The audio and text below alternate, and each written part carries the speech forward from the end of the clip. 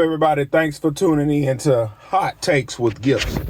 Had a guy wrote in, he says, Gibson, if you could start all over before the house, kids, wife, business, becoming a welder, how would you do it differently?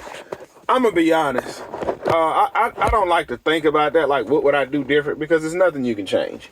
The only thing I would do different, like you can't go back and change that. So it's like, what's the point? Like the house I'm living in, I would have bought a bigger house because everything over 10 years doubled in price. $100,000 house is $200,000. A $200,000 house is $400,000. So if I could go back, I'd have bought that $190,000 house 4 blocks over. I'd have bought that. But even then, it probably got an HOA. Like, if I would have went back and bought that house, I would not be able to run a business out of that house. Because the way the garage set up, I wouldn't be able to get my equipment in. So, the only thing I really honestly say I wish I can go back and do, I would have married my wife sooner. I would have married my wife in 5 months instead of 10. If we gonna be honest.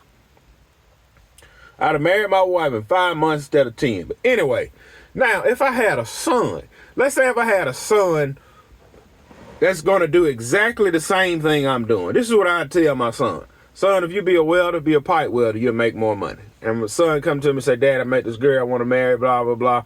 And he expressed to me how he really want to marry. I would sit down and explain to him how marriage is one of the hardest things that you would ever do. And if he's serious, I'd be like, well, if you're serious, just go ahead and do it now. What you waiting on? I would tell my son that. If you've been dating this girl, you really want to marry her. You think you do. You really want to marry her. What you waiting on? Go ahead and get it over with. That's it. Because I bought a brand, I ain't gonna say a brand, I bought a new truck when I was 19, like a $37,000 truck. Now you gotta think this back in 07, so that was new, but it's like, looking back, from my standpoint today, I would have bought the Tahoe instead of the truck because I would have had the Tahoe today. It's like you can't go back and change that. Like what we have is what we have. Only thing you can do is just instruct your kids, because I can tell my son the same thing. Son, don't buy this truck that you like. If you plan on getting married one day, just go ahead and get an SUV. Dad, I ain't thinking about marriage. I want to live now. That's what he told me. That's what he told me. Well, son, why don't you buy this house? Daddy, screw that. I'm going to get me a condo. Like, you can't really go back and change nothing. What I was saying.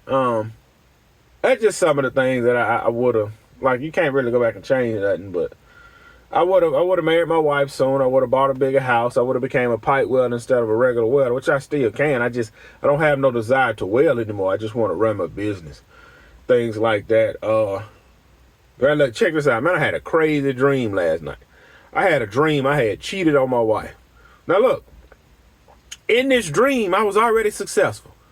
In this dream, I don't know why, in this dream, I had a jet black Ram RTX, SIX, whatever it is. I had a black Ram, right? And I had this big house. And I had cheated on my wife with like I hate to say this, it was like a girl that was in the projects almost. And nobody would ever know. Nobody would ever, she'd have known, but nobody would ever know. And I remember as I got done cheating with her, I got done sleeping with her, I said, man, I messed up. She said, man, ain't nobody got to know. So I remember going outside, jumping in my brand new Ram. I said, man, I got everything. And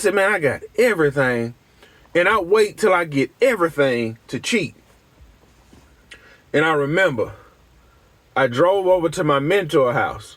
This is a guy I watch on YouTube. He talks about marriage and how a husband should take care of his family and all this. And I guess I knew him. I drove straight to his house.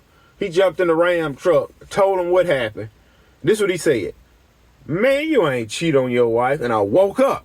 But I woke up, but I was still in the dream. But before I went to his house, I was doing this, trying to wake myself up. I said, man, this is real. I messed up. So when I went to his house, me and him got it tight, like, man, you ain't cheat on your wife. And I woke up, but I was still in the dream after I woke up.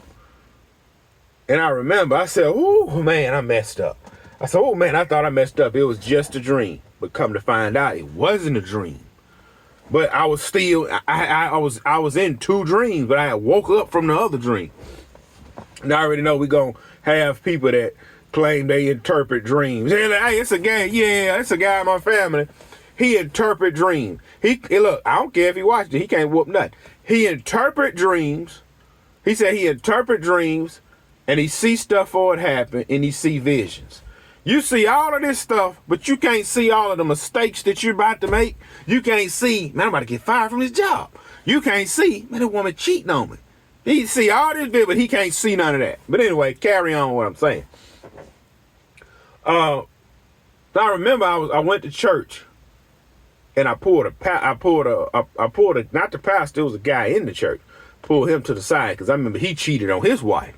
I say, man, look, this is what I did. He said, oh, you messed up. You messed up. You messed up. But then I woke up again. And he was like, hey, man, come on for the counseling, man. Go get your wife so we can tell her. I said, nah, man, it was just a dream. It wasn't even real. But I was still in another dream. Man, listen, when I finally woke up out of all that foolishness, man, listen, I thought I was fixing to, man, listen. I had a brand new truck, big, huge, pretty house. My kids was big. I was able to move around how I wanted to move around. Money was not an option. I said, man, I done threw it all away. Man, listen, I've never been happy in my life to wake up and realize I'm still poor. Oh, man, bruh. Because, see, my wife has stayed with me through all of them. Look, I'm not rich. I'm still I'm coming out of my poor side. My woman stayed with me when it was a point in time I couldn't buy enough for Christmas. I couldn't get enough for Valentine's Day. Like, I remember our anniversary, we just sat in the house. Because I didn't have money. I was like, man, bro, she stayed with me through all of that. And now when I start making money, I mess up. Now, don't get me wrong.